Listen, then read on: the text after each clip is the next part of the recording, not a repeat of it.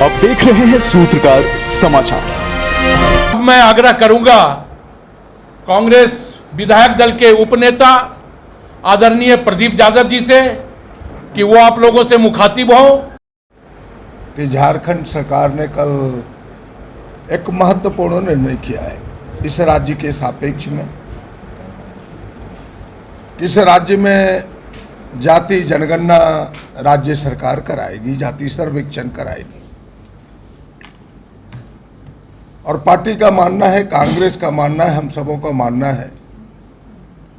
कि यह निर्णय जो जाति जनगणना का निर्णय है, सरकार का यह निर्णय इस राज्य के दलितों, वंचितों, पिछड़ों, आदिवासी, अल्पसंख्यकों और मूल वासियों को विकास में भागीदार बनाएगा। और विगत 20 वर्षों से जो भारतीय जनता पार्टी ने एक साजिश के तहत एक बड़े हिस्से को अपने हक और अधिकार से वंचित रखा था, हमें लगता है कि यह निर्णय वह हक और अधिकार दिलाने में मददगार साबित होगा। हमारी पार्टी, कांग्रेस पार्टी और हमारे आदरणीय नेता राहुल गांधी जी जो वर्षों से इस विषय को उठा रहे हैं,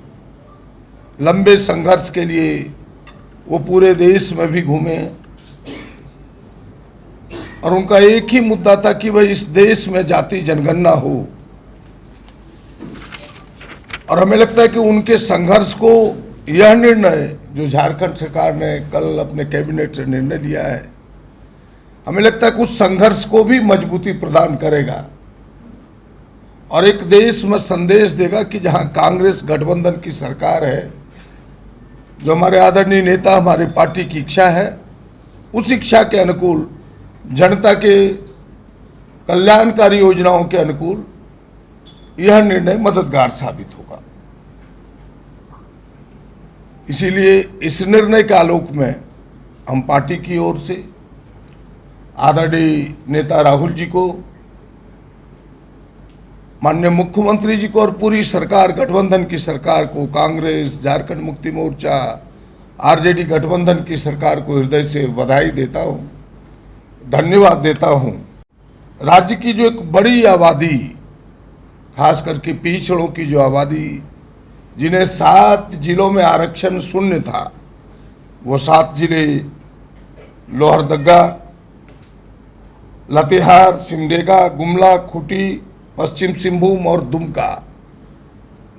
हमें लगता है कि उसके रास्ते भी अब खुलेंगे। और जो वर्षों से लंबित पड़ा है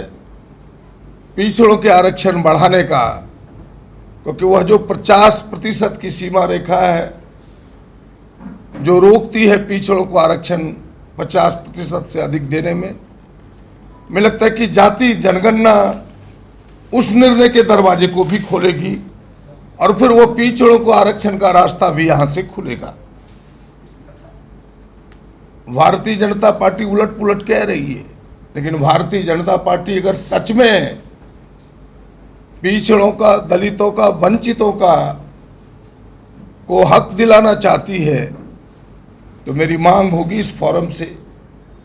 कि वे देश में उनकी सरकार है, वैसे जनगणना देश की सरकार का काम है, प्राथमिकता से पूरे देश में जाति जनगणना कराए ताकि जिसकी जितनी भागीदारी है उसकी उतनी हिस्सेदारी मिल सके। हमें तब लगता है कि भारतीय जनता पार्टी को ये कहने का हक होगा, वरना पूरा देश, पूरी दुनिया उनके शकल को जान चुका है, उनके चेहरों को जान चुका है, पहचान चुका है। वो पिछड़ा विरोधी है, दलित विरोधी है, वंचित विरोधी है, अल्पसंख्यक विरोधी है, आदिवासी विरोधी है। वो लोगों को हक अधिकार नहीं देना चाहता। और मैं फिर से बड़े दावे के साथ कह सकता हूं कि यह जो निर्णय आया है कल कैबिनेट में जाति जनगणना का, यह राज्य में एक नया आयाम खोलेगा विकास का, विकास की हिस्सेदारी में, सरकारी सेवाओं में एक नया आयाम खुलेगा और जो वर्षों से वंचित है हक और अधिकार से, उन्हें हक और अधिकार मिलेगा। इसलिए पुनः एक बार कांग्रेस पार्टी की ओर से, क्योंकि कांग्रेस पार्टी वर्षों से लीड करती रही है इस चीज़ों को लेकर के। और आपने देखा होगा कि विधानसभाओं में कई बार हमने इस विषय को सरकार के सामने भी रखा था। खुद मुख्यमंत्री जी ने कई बार आश्वस्त किया था कि भाई समय के साथ हम प्रयासरत है, यह राज्य सरकार का काम नहीं, उसके रास्ते हम निकाल रहे हैं कि किस प्रकार से राज्य सरकार जाति जनगणना को कराए। और आखिरकार वह रास्ता ढूंढते ढूंढते उन्होंने यह कार्मिक प्रशासनिक विभाग को ये जिम्मेवारी दी है। और फिर से एक बार धन्यवाद देते हुए कि मुझे विश्वास है कि जल्दी जाति जनगणना का यह मूर्त रूप सामने आएगा, धरातल पर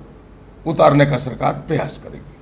अगर आपको हमारा वीडियो पसंद आता है तो हमारे चैनल को लाइक, शेयर और सब्सक्राइब करना ना भूलें।